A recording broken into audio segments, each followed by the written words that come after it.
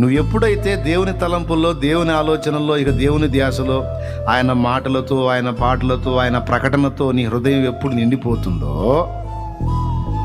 అలా ఎప్పుడు నిండిపోతుందో, ఇక నీకు అభ్యంతరకరముగా ఉన్న అవరోధములన్నిటినీ ఆయన తొలగించడం మొదలు పెడతాడు.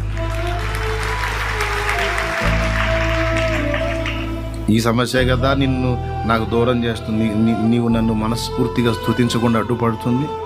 ఇదే కదా, తీసేస్తావు, ఇక ప్రశాంతంగా ఆరాధించుకో. నేను చెప్తున్నా, నా జీవితంలో అలా చేసి నాకు ఈ స్వేచ్ఛనిచ్చాడు నా ప్రభువు.